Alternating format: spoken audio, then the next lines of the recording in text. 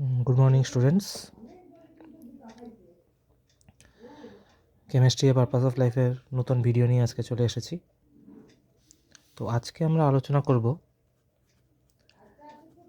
NO, মানে nitric oxide ওর magnetic nature.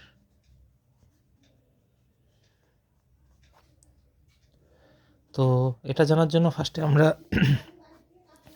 Valence ইলেকট্রনটা আগে calculate করি।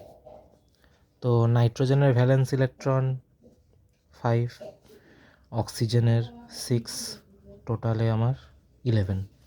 তো যেহেতু এটা একটা অড নাম্বার, তো হিসাব অনুযায়ী মনেই হচ্ছে এটা একটা প্যারাম্যাগনেটিক সাবস্টেন্স হবে। তো এই ম্যাগনেটিজম ব্যাপারগুলো গ্যাসিয়াস মলিকিউলের ক্ষেত্রে, নাইট্রিক অক্সাইড একটা গ্যাসিয়াস মলিকিউল, তো এদের ক্ষেত্রে যে স্টেটে ওরা আছে ওটার উপরও কিন্তু ডিপেন্ড করে। যেমন একটা আমরা করতে পারি গ্যাসিয়াস স্টেট, যেখানে মলিকিউলরা একটু হলেও ডিস্টেন্সে থাকে, হ্যাপাজার্ডলি মুভমেন্ট করতে থাকে। আরেকটা হচ্ছে সলিড অর লিকুইড স্টেট, যেটা অনেকটাই তো closely packed as compare to gaseous state. তো গ্যাসিয়াস স্টেটে এরা প্যারাম্যাগনেটিকই বিহেভ করবে, কিন্তু সলিড আর লিকুইডের মধ্যে এদের একটা ডাইমারাইজ করার টেন্ডেন্সি চলে আসবে, টেন্ডেন্সি টু ডাইমারাইজ। তো সেই ক্ষেত্রে ওরা ডায়াম্যাগনেটিক হয়ে যাবে।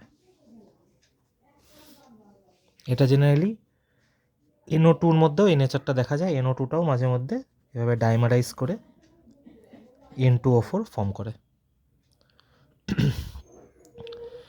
তো এই ছিল শর্টে ভিডিওটি, মানে ম্যাগনেটিক নেচার নাইট্রিক অক্সাইডের। নাইট্রিক অক্সাইড জিনিসটা জেনারেলি যখন আমাদের স্কাইতে ইলেকট্রিক স্পার্কলিং হয় তখন জেনারেলি এটা ফর্ম হয়। খুব হাই টেম্পারেচারে এটাকে ফর্ম হতে হয়, কারণ নাইট্রোজেন আর অক্সিজেন জেনারেলি একে অপরের সাথে এভাবে রিয়াক্ট করে না। তো এক্সটার্নাল এজেন্সির অনেকটাই হেল্প লাগে।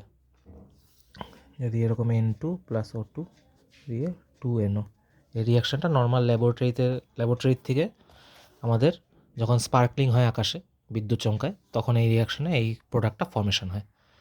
তারপরে এখান থেকে আবার NO যখন থাকে, NO2টা অক্সিডাইজড হয়ে NO2 ফর্ম করে, তারপর 2NO2টা আবার ওয়াটারের সঙ্গে রিয়াক্ট করবে, HNO3,